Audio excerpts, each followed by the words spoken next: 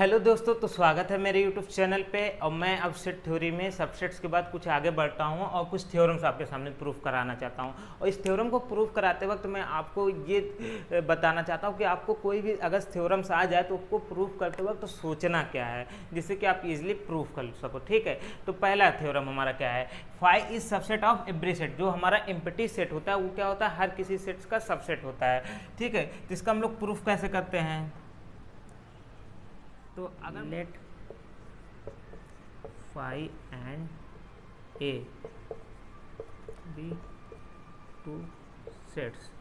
अब आपको क्या शो करना है, आपको ये शो करना है फाई इज सबसेट ऑफ ए, यही हमको शो करना है। ठीक है, ये हमको शो करना है। तब हम इसको कैसे शो करेंगे, तो उसके लिए पहले क्या आप ये दिखाओगे, सिंस, देखो क्या कहोगे, since phi there is no element in phi, since there is no element in phi। देखो since there is no element in phi, क्योंकि phi में क्या कोई भी एलिमेंट नहीं है, phi तो इम्पटी सेट होता है। तो अब क्या होगा, so hence करके आप क्या लिख दोगे, there is no element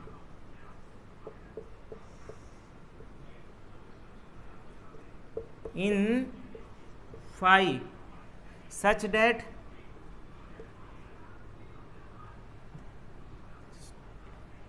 there is, हम ऐसे क्या लिखेंगे, hence there is no element such that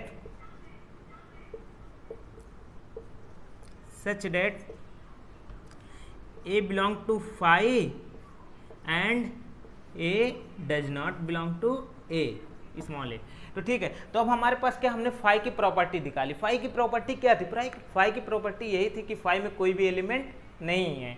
तो हमने बस सिर्फ उसी प्रॉपर्टी का यूज किया और हमने पहले यही लिखा पहली लाइन में, since there is no element in phi, phi में कोई भी एलिमेंट नहीं है। तो अब हमारे पास क्या होगा, अब हमको कोई ऐसा एलिमेंट भी नहीं मिलेगा कि जो कि फाई में बिलोंग कर रहा हो लेकिन ए में ना हो, क्योंकि जब फाई में कोई एलिमेंट ही नहीं है तो हमको एलिमेंट ऐसा कहाँ से मिल जाएगा कि जो कि फाई में बिलोंग कर रहा हो, तो ऐसा हमको कोई एलिमेंट नहीं मिलेगा। इससे क्या हुआ, ऐसा कोई भी एलिमेंट नहीं है कि जो फाई में हो लेकिन ए में ना हो। और जब सबसेट्स मैंने बताया तो मैंने यही बताया था कि अगर आपके पास कोई एक एलिमेंट ऐसा मिल जाए जो कि एक सेट में हो लेकिन दूसरे सेट में ना हो, तब क्या बोलते हैं, वो पहला सेट दूसरे सेट का सबसेट नहीं है। लेकिन यहाँ पे हमको ऐसा कोई भी एलिमेंट नहीं मिल रहा है, तो ये हमको क्या इम्प्लाई कर देगा, फाई इज सबसेट ऑफ ए। ठीक है, और ये हमने क्या किया था, हमने ऐसे माना था कि कोई भी सेट हो सकता है। तो इससे क्या इम्प्लाई हो गया, phi is subset of every set. तो मेरे ख्याल से पहला आपको प्रूफ आ गया होगा समझ में। सेट ऑफ इटसेल्फ, कोई भी सेट हो वो खुद का सबसेट होता ही होता है। जैसे कि आप इसको आप कैसे प्रूफ करोगे, यहाँ पे आप क्या प्रॉपर्टी, बस सिंपल सा प्रॉपर्टी क्या करोगे, अगर से आप मान लिए क्या करोगे, लेट, पहले आपको मानना होगा कि कोई सेट आपको दिया, let A is any set, A is any set. तब क्या करोगे, अगर कोई x बिलोंग्स टू ए, अगर कोई भी x जो है a में होगा तो क्या इम्प्लाई कर देगा, वो तो यही कर देगा ना कि x is belong to a, once again यही कर देगा कि वो a में है ही है। a का कोई भी एलिमेंट हो वो तो a में फिर से आ जाएगा ना। समझ में आ रहा मेरा क्या कह रहा हूँ मैं, मतलब a का कोई भी एलिमेंट हो उसी को बोल दिया मैंने वापस फिर से कि वो a में है। ठीक है, तो इस तरीके से अगर से, और आपको क्या बोला था, अगर से किसी सेट के सारे एलिमेंट दूसरे सेट में हो जाए तो वो सेट क्या होता है, दूसरे सेट का सबसेट हो जाता है, सबसेट ऑफ ए। मतलब क्या हो गया, कोई भी सेट हो खुद का सबसेट होता ही होता है। अब मैं एक थ्योरम आपको और प्रूफ करना चाहूँगा, फिर उसके बाद आपको उससे रिलेटेड कुछ वर्क दे दूंगा, वो आपको प्रूफ करना रहेगा। ठीक है, अगर मान लो हमारे पास कुछ तीन सेट ऐसे तरीके से हो, ए बी एंड सी, ये क्या हो, थ्री सेट्स हो, are three sets such that, तो क्या हो, ए बी एंड सी, ये हमारे पास कोई तीन सेट्स हो और कुछ इस तरीके से हो, क्या हो, A is subset of B and B is subset of C. तो क्या इंप्लाई कर देगा, A is subset of C. अब यहाँ पे आपको कुछ ज़्यादा कुछ मेहनत नहीं करनी है, आप इसको देख के घबराना भी नहीं है। अब आपको बस सिंपली जो आपको सबसेट्स की प्रॉपर्टी है वो आपको लगा देना है और उसके बाद आप देखोगे अपने आप ये चीज़ प्रूफ हो जाएगा। तो अब मैं देखो करता हूँ, तो क्या है, हमारे पास कोई तीन सेट्स हो और सिंस देखो क्या कह रहा है, A is subset of B, ये जो है बी का सबसेट हो, since A is subset of B. तो इसके लिए इससे हमारे पास क्या इंप्लाई होगा, इससे हमारा इंप्लाई ये हो जाएगा भी एलिमेंट जो कि ए का हो, ए का कोई भी एलिमेंट हो, वो क्या कर देगा, वो बी में भी होगा। Implies that x belongs to B. ये हमारे पास पहला कंडीशन आ गया। ठीक है, पहला कंडीशन यही आ गया कि x का कोई भी एलिमेंट हो, a का कोई भी एलिमेंट हो, वो b में है। ठीक है, अब हमारे पास फिर दूसरा क्या है, सिंस अब देखो क्या दिया है, b भी सबसेट है c का, a हमारे पास दिया है, तो हम इसको लिख देते b is subset of c।